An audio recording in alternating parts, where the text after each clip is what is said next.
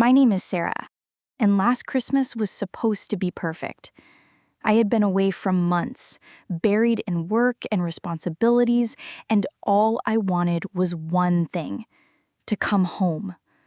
I imagined the warm glow of the Christmas tree, the smell of cinnamon and pine filling the air, and the sound of laughter spilling from the kitchen. My family always went all out for the holidays. Carols, games, feasts that lasted for days.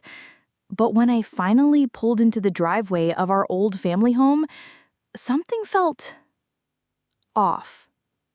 The windows were dark, no lights twinkled, no sound of music or chatter drifted out to greet me.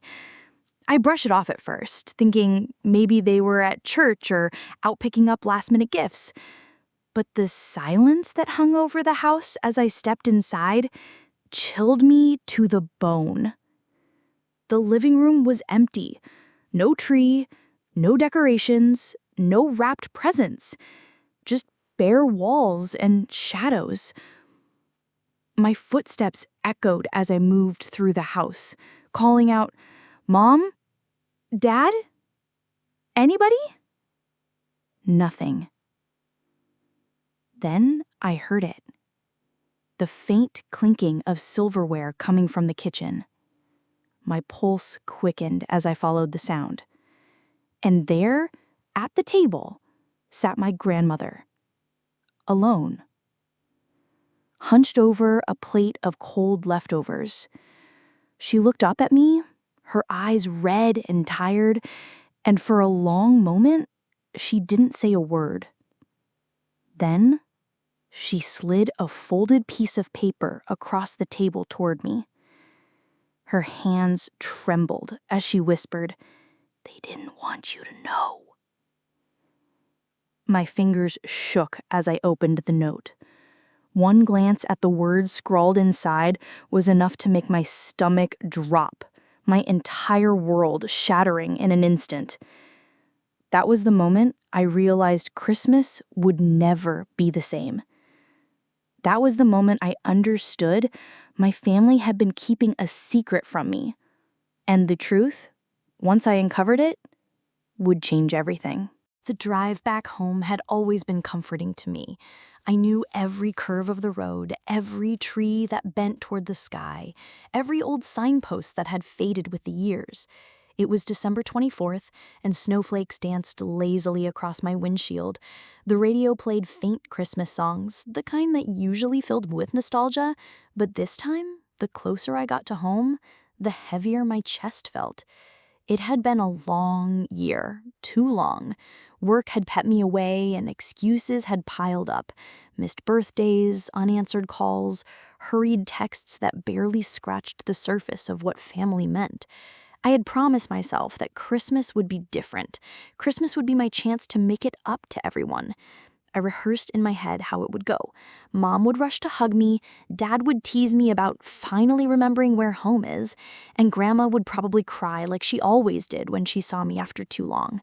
My younger brother would be in the corner, half distracted with his phone, pretending not to care, but smiling anyway. And the house would be glowing, always glowing, with candles, fairy lights, and the biggest Christmas tree we could squeeze into the living room. But when I pulled up to the driveway, my heart skipped. The house looked wrong. No lights in the windows, no wreath on the door, no sign of life, not even a faint shadow moving behind the curtains. I sat in the car for a moment, gripping the steering wheel so tightly my knuckles turned white. Maybe they were out, at church or visiting relatives or picking up food. That had to be it. I told myself not to panic, but the stillness around the house made it impossible. The snow seemed to fall heavier here, muting the world, burying it in silence. I grabbed my suitcase from the trunk, dragging it through the snow. The crunch of my boots echoed in the emptiness. My hand shook as I turned the doorknob. Unlocked. The door creaked as I stepped inside, my breath fogging in the cold air. The familiar scent of pine and cinnamon was missing. No tree in the corner, no stockings hung by the fireplace, no gifts wrapped in glittering paper, just bare furniture and shadows stretching across the floor. "Mom," I called, my voice breaking the silence. "Dad, it's me. I'm home." Nothing. I tried again, louder this time, but only my own echo answered back. My stomach twisted. Something was wrong. Very, very wrong. I dragged my suitcase into the hallway, my eyes scanning every detail. No coats on the rack, no shoes by the door. The calendar still hung in the kitchen, but it was turned to November. It was as if time had stopped here. Then I heard it. A faint sound, muffled at first. The clink of silverware against a plate. My heart leapt. Someone was here. I dropped my suitcase and rushed toward the kitchen. And that's when I saw her. Grandma. She was sitting alone at the kitchen table, her frail figure hunched over a plate of leftovers, mashed potatoes and turkey, cold and untouched. Her silver hair glowed faintly in the weak kitchen light. For a moment, I couldn't move. Relief hit me first. At least she was here. At least I wasn't alone. But the relief quickly turned to confusion. "Grandma," I whispered. She looked up slowly, her tired eyes locking on mine, red-rimmed, weary, like she hadn't slept in days. "Sarah," she said softly, her voice cracking. "You came." I rushed to her side, kneeling next to her chair. "Of course I came. Where is everyone? Where is Mom and Dad? Why is the house so empty?" Grandma's lips trembled as she reached across the table. With shaking hands, she slid a folded piece of paper toward me. "They didn't want you to know, but you have to." I stared at the note, my chest tightening. My fingers hesitated before picking it up. The paper was crinkled, as though it had been folded and refolded many times. My heart hammered as I unfolded it. The handwriting was rushed, uneven. My father's handwriting. "Sarah, if you're reading this, then the truth is already out. We couldn't keep it hidden forever. Please forgive us. Please don't hate us. Just know we had no choice." That was it. No signature, no explanation. Just those cryptic, desperate words. My head spun. My hands shook as I read the note again and again, trying to make sense of it.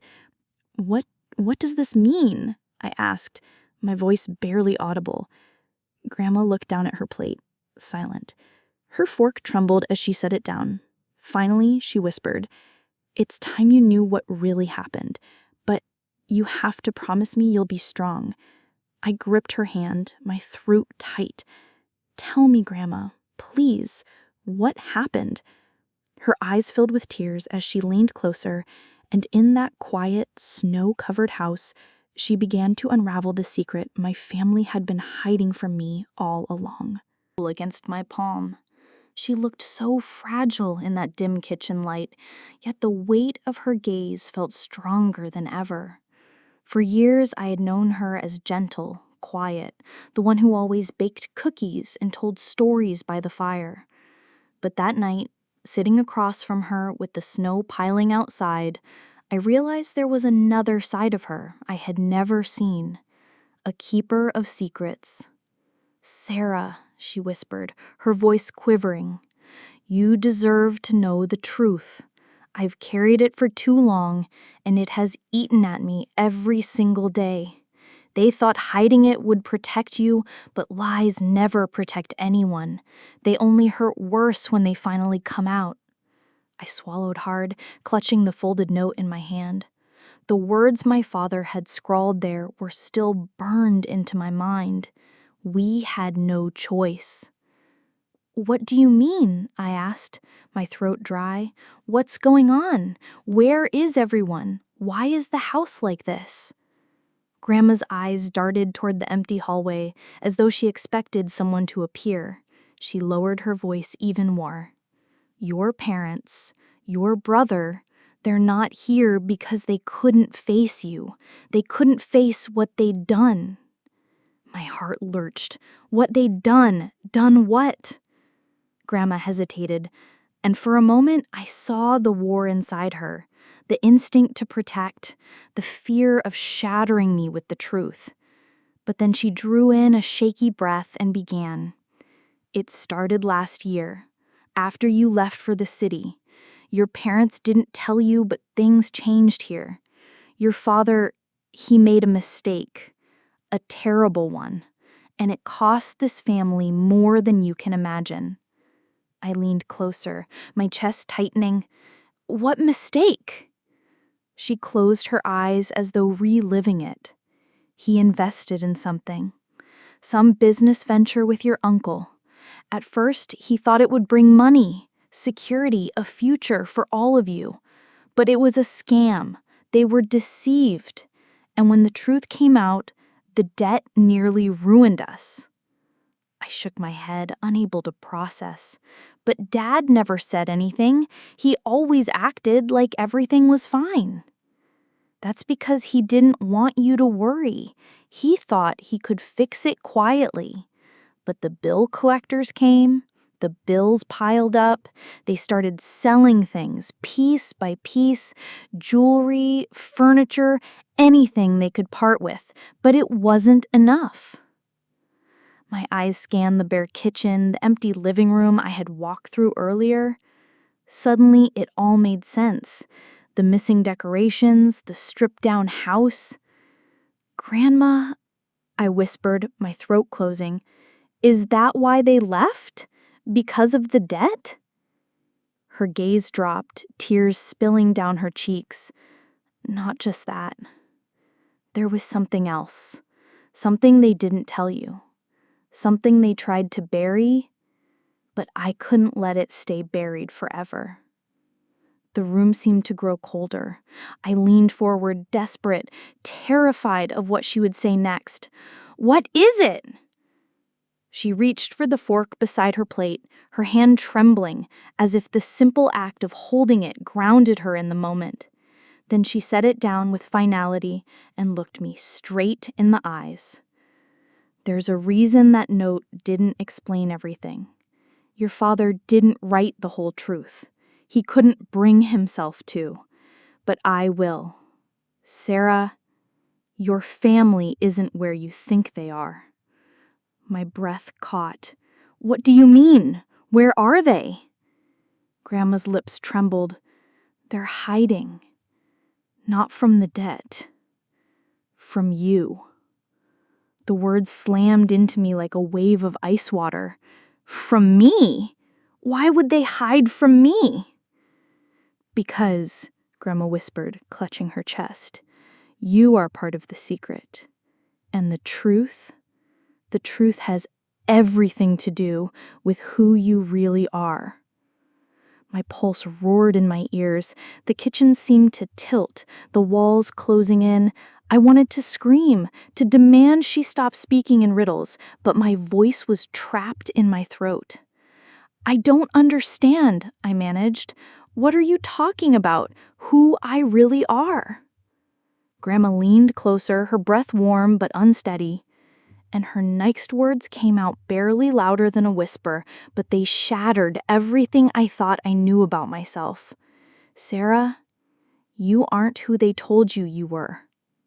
And this house, this family, it has been keeping a truth from you since the day you were born."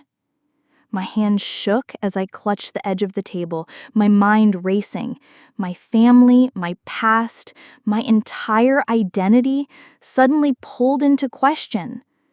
Before I could ask again, a sound broke the silence. The crunch of footsteps on snow. Someone was outside. Grandma's eyes widened in fear, and she whispered urgently, "They've come back." And that was the moment I realized I was standing at the edge of a secret far darker than I had ever imagined. The kitchen was still and heavy with tension. The only sound was the slow ticking of the old wall clock, each second slicing into the silence. Grandma's hand was still gripping mine, tighter than before, as if she was afraid of losing me, or maybe afraid of what was about to happen. Her words echoed in my head like a curse. "You aren't who they told you you were." I wanted to demand answers, to shake her until the truth spilled out, but my body felt frozen in place. My heart hammered so loud I thought it might crack my ribs. The room felt colder now, like the draft from outside had seeped in. And then the sound again. Crunch, crunch. Footsteps outside in the snow. My stomach lurched. Someone was out there, moving closer. Grandma's eyes darted to the window, wide with fear.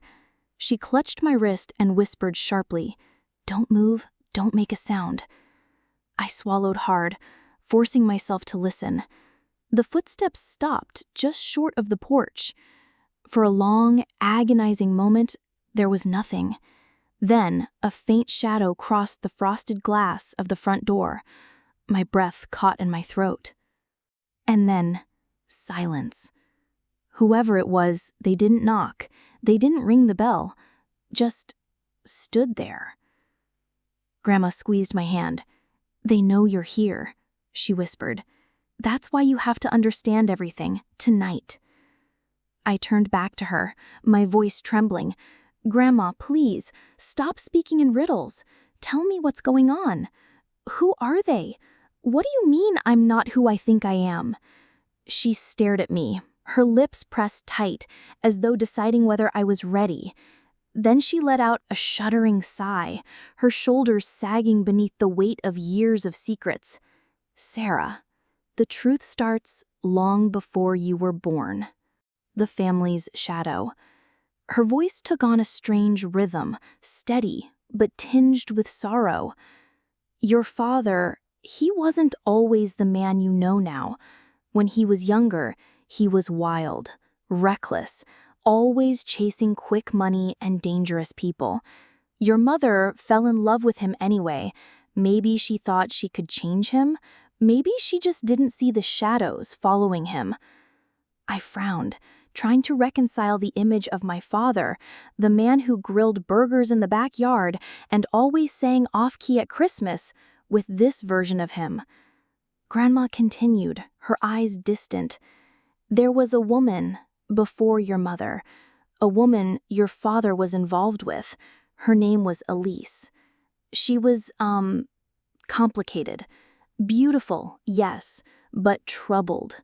She lived fast, burned bridges, and eventually disappeared. But before she left something behind." My heart skipped. Something or someone? Grandma's eyes filled with tears. Someone. A child. I froze. Her words were like ice water poured over me, stealing the breath from my lungs. "Are you saying," my voice cracked, "I'm not Mom's daughter?" Grandma flinched, but nodded slowly.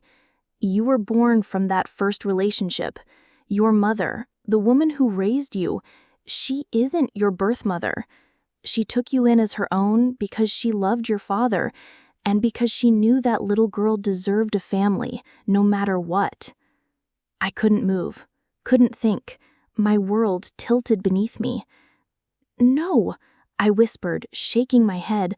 "No, that's not true. That can't be true." Grandma reached across the table, placing a trembling hand on my cheek. "I was there, Sarah. I held you as a baby. I saw the pain in your mother's eyes when she agreed to raise you. She loved you fiercely, but she always feared this day would come, the day you learned the truth." I pulled back, standing so suddenly my chair screeched across the floor. My hands shook violently as I clutched the note. My father's rushed handwriting stared back at me. We had no choice. This was what he meant. The weight of truth. I stumbled toward the sink, gripping the edge for support. My reflection, in the dark window above it, stared back at me, pale, wide-eyed, a stranger. All those years, every Christmas, every birthday, every family memory, built on a lie. I turned back to Grandma, my voice hoarse. "So that's why they're gone. That's why they left the house empty? Because they knew I'd find out?" She shook her head. "Partly, but there's more, much more." My chest tightened. More? How could there be more? Her lips trembled. "Elise, your birth mother, didn't just leave. She got involved with dangerous people, people who didn't forget her depths. When she disappeared, they believed your father knew where she was. They came after him, after all of us." I stared at her, horror dawning. "And they think I might know something?" Grandma nodded solemnly. "They've been watching you, Sarah. For years, they've been waiting, hoping you'd slip, that you'd lead them to her. That's why your parents were desperate to keep the truth hidden. They thought ignorance would protect you." I staggered back against the counter, the weight of her words crushing me.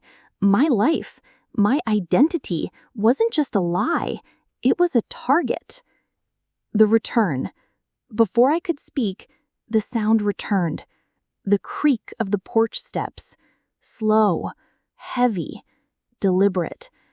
Grandma's face went pale. She pushed her plate aside and stood with surprising strength for her frail frame. She grabbed my arm. "They've come back," she whispered urgently. "You have to decide right now, do you face them or do you run?" My pulse pounded in my ears. My thoughts raced. If I ran, I'd always be running. If I stayed, I might finally get answers. But answers from who? Dangerous strangers? The shadow passed by the window again, slower this time, as if the figure knew we were watching. I clenched my fists. The fear inside me twisted into something else. Something stronger. "No," I said, my voice steadying. "No more lies, no more running. If they came for the truth, then I want to hear it." Grandma's eyes widened, but she nodded slowly, pride flickering beneath her fear. And that was the moment I knew the hidden truth was no longer just a family secret. It was something much bigger, something that connected me to a past I never knew existed. The footsteps stopped at the door, a fist raised. 3 sharp knocks echoed through the silent house. And my life, once ordinary, was about to change forever. The first knock on the door echoed like thunder through the empty house. My chest tightened so sharply I had to grip the edge of the table to keep myself steady. The old walls seemed to shiver with each reverberation, as though the house itself knew what kind of truth was standing outside. Grandma's hand trembled as she reached for mine again. Her eyes were wide, wet, and tired, but behind them burned a spark of determination I hadn't seen before. "She've come for you," she whispered, her voice as brittle as cracked porcelain. I swallowed hard. My throat felt raw, my lungs tight. Then I guess it's time I finally learned everything. For a moment, neither of us moved. The silence pressed down like a weight, only broken by the faint hiss of the heater in the corner and the low hum of the refrigerator. Then the knocking came again. 3 sharp raps, louder this time. Grandma inhaled shakily, let go of my hand, and shuffled toward the door. I wanted to stop her, to take control, but I knew this was her choice as much as mine. She'd been living with this secret for decades. It was time to let it out. I stood behind her, my body taut as a bowstring, every nerve in me alive with fear and curiosity. When Grandma's frail fingers curled around the doorknob, the whole world seemed to hold its breath. The door creaked open. 2 figures stood on the porch. The porch light cast a pale glow over them, illuminating flakes of snow caught in their dark coats. The taller of the 2 was a man, broad-shouldered, with a face carved in hard lines, his jaw rough with stubble. His eyes, cold and sharp, immediately found mine over Grandma's shoulder. The other was a woman, younger, her face partially hidden under a wool hat, but her gaze was piercing, almost accusing. Neither smiled, neither spoke. For a moment, none of us did. The snow whispered against the roof. The winter air curled into the warm house, wrapping icy fingers around my ankles. Finally, the man spoke. His voice was low, gravelly, the kind of voice that belonged to someone who had seen too much of the world. "You must be Sarah." My name on his lips made me stiffen. He said it like he'd been carrying it around for years, like it was a key he finally found the lock for. "Who are you?" I demanded, though my voice cracked slightly. The woman stepped forward, her eyes narrowing. "We should be the ones asking questions." "Not in my house," Grandma said sharply, her voice stronger than I expected. "You came all this way, then speak. Say what you came to say and be gone." The man's gaze flickered to Grandma, then back to me. His lips pressed into a thin line. "It's about Elise." The name hit me like a physical blow. Elise, my birth mother, the ghost I'd only just learned about. I staggered back a step. "What about her?"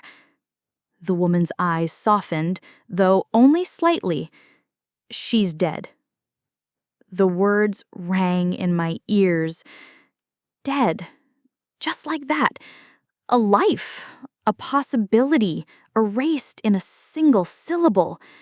But even as my knees wobbled, even as my heart sunk, something in the man's expression told me there was more, much more. Grandma pulled me back toward the kitchen table, urging me to sit. The strangers followed, uninvited, but their presence filled the room like smoke. The man stayed standing, his posture tense, while the woman sat, her hands folded tightly in front of her. "Elise died years ago," the man said, "but she didn't just leave behind debts. She left behind enemies, dangerous ones, and they believed your father was hiding her, or hiding something she stole." I felt Grandma's hand close around mine again, her grip fierce, almost desperate. "That's why your father made the bargain," she whispered. I turned to her, confused. "What bargain?" Her eyes glistened with tears. "They promised them that if they left you alone, he would disappear. He and your mother both. They sacrificed everything to keep you safe." My head spun. The note. We had no choice. It all clicked into place with sickening clarity. They didn't abandon me. They traded themselves for me. Grandma nodded, her tears spilling over. "They thought if you never knew, you could live a normal life. But secrets have a way of clawing their way to the surface." The woman across the table leaned forward, her expression stern. "And now, the people who wanted Elise are watching again. They think you might hold answers she never gave. That's why we came, to warn you and to find out if it's true." I shook my head violently. "I don't know anything. I didn't even know she existed until tonight." But deep down, a sliver of doubt gnawed at me. If Elise had left something behind, something other than me, could it still be out there? The tension grew thicker, like storm clouds pressing low against the earth. The man leaned closer, his eyes hard as stone. "Think carefully, Sarah. Elise was smart. She wouldn't just vanish without a trace. If she left anything with you, a letter, an object, even a memory, it could be worth more than you realize. It could also be the reason they won't stop hunting you." I stared at him, my mind racing. Childhood memories blurred in my head, faces and moments I'd never thought twice about. A lullaby my mother used to hum, a strange necklace I found in my father's drawer once. Were those hers? I don't know, but whispered, but doubt thickened my voice. Grandma slammed her front hand against the table, startling everyone. Enough. She's not a pawn in your game. Whatever Elise did, whatever choices she made, they died with her. My granddaughter deserves peace. The woman's expression softened again, this time with genuine pity. Peace doesn't come so easily, not when blood ties bind you to the past. The man straightened, his jaw tightening. We'll give you time, but know this, they won't stop. If you don't face the truth now, it will come for you later. Harder, crueler. He placed a small envelope on the table. The paper was yellowed, edges frayed. My stomach twisted when I saw the handwriting scrawled across it. It was my father's. Read it, the man said simply. Then decide. With trembling hands, I reached for the envelope. My fingers hesitated at the flap, afraid of what new wound might bleed open, but I had to know. I tore it gently, slid out the folded paper inside, and unfolded it. The letter was short, but every word carved into my soul. Sarah, if you are reading this, then we could not protect you forever. Your mother and I chose to disappear because we loved you more than life. Elise was not the villain you were told, nor the saint you might wish her to be. She was lost, and she left something behind, something that could change everything if it falls into the wrong hands. It is hidden in the place where she first held you. If you find it, you'll understand. We are sorry for the lies. We are sorry for the pain. But remember this. You were always our daughter. Always. Love. Dad. Tears blurred my vision. My heart cracked open, raw and aching. The place where she first held me. My mind scrambled, searching for meaning. Was it a hospital? A house? Somewhere else? Grandma gasped softly, her hand flying to her mouth. Her eyes darted to me, then away, as though she already knew. Grandma, I whispered, where was it? Where did she first hold me? Her silence was answer enough. The woman leaned closer, her voice urgent, but not unkind.